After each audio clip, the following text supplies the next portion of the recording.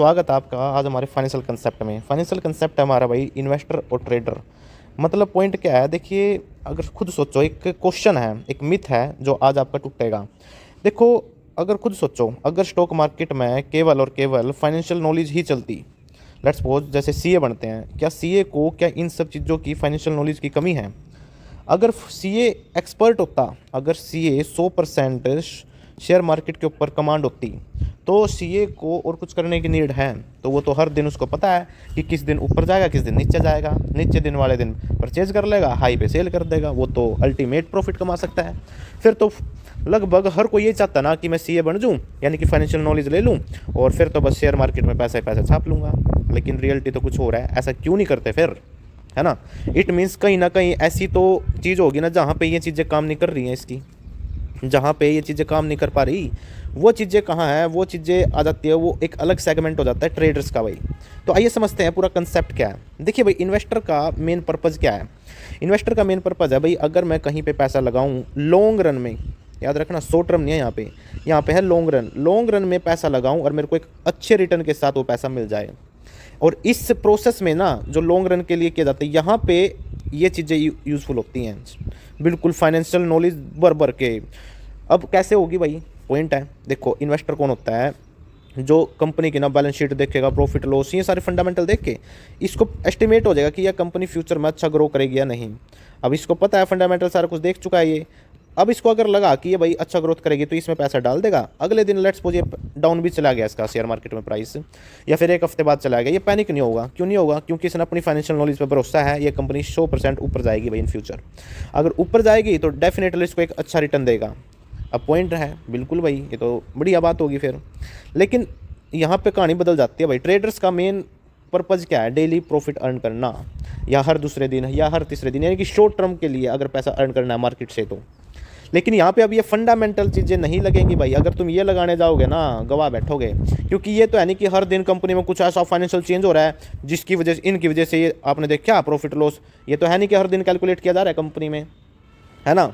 It means, और daily जो price up या डाउन जा रहा है किसी भी शेयर का, लेट्स सपोज स्टॉक मार्केट में किसी भी कंपनी का, अब वो किसके बेस पे जा रहा है, ये रिसर्च यहाँ पे करनी पड़ती है। ये रिसर्च करता है ट्रेडर्स कि भाई कैसे प्राइस अप जा रहा है, कब डाउन जा रहा है, डाउन पे खरीद लूँ, हाई पे सेल कर दूँ, ये सारी चीज़ें यहाँ पे हैं भाई। ठीक है, अब पॉइंट ये उठेगा कि जी हमको तो फिर ये तो लंबा गेम है, हम ये सीख लेते हैं, है ना? लेकिन पॉइंट में नोटेड है भाई, एक दूसरे की दोनों चीज़ें कनेक्टेड हैं। हमको ये भी पढ़ना है और ये भी पढ़ना है, दोनों को इतनी डिटेल में पढ़ना है जिसकी हद नहीं है भाई, लिमिटलेस। तो हम बीच बीच देखो, जो ये चीज़ें कंसेप्ट है ना, ये बेस्ड तो इन्हीं के ऊपर है मोस्टली। बस हमको फाइनेंशियल कंसेप्ट पढ़ना है और इसको प्रैक्टिकल अप्लाई करना है।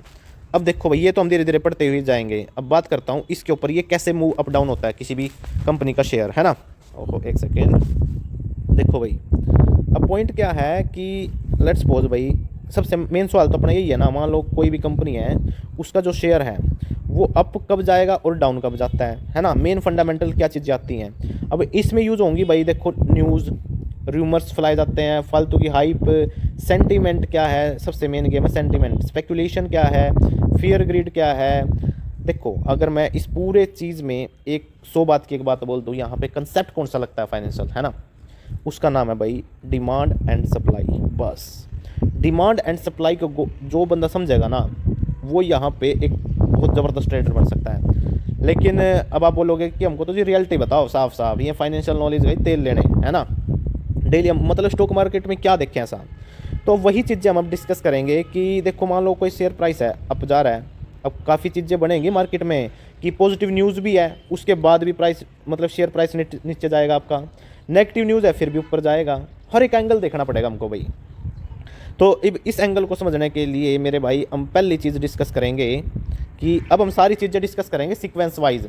और भाई क्या आने वाली क्लास से जो हैं, जो हम अगले फाइनेंशियल कंसेप्ट लेके आएंगे, क्या पता कितने आए, और सारे के सारे बेस्ड किस पे होंगे कि शेयर प्राइस जो है वो कैसे अप जा रहा है, कैसे डाउन जा रहा है। हर एक चीज़ को समझेंगे भाई। हमारा पहला कंसेप्ट होगा, जो आप शेयर मार्केट में कोई सा भी प्लेटफॉर्म ओपन कर रहे होगे, जो भी शेयर मार्केट का कोई सी वेबसाइट ओपन करोगे, उसमें एक ऑप्शन आएगा बिड आस्क का। अब हमारा फाइनेंशियल कंसेप्ट होगा, इसको हम डिटेल में डिस्कस करेंगे भाई, इसको कैसे देखना है, कैसे हम यहाँ पे डिमांड हर एक केस में ना जो भी चीज़ हम फाइनेंशियल डिस्कस करेंगे वो इसी कंसेप्ट पे लेकर चलूँगा मैं, डिमांड एंड सप्लाई पे। यहाँ पे कैसे यूज़ हो रही है ये, आपको कैसे देखना है, कैसे डाउन जा रहा है, कैसे अप जा रहा है। तो ऐसे ही मिलते हैं भाई नेक्स्ट फाइनेंशियल कंसेप्ट में, हमारे पहले कंसेप्ट के साथ मिलेंगे हम, कैसे अप या डाउन जाती हैं चीज़ें भाई। ठीक है, तो धन्यवाद गाइस।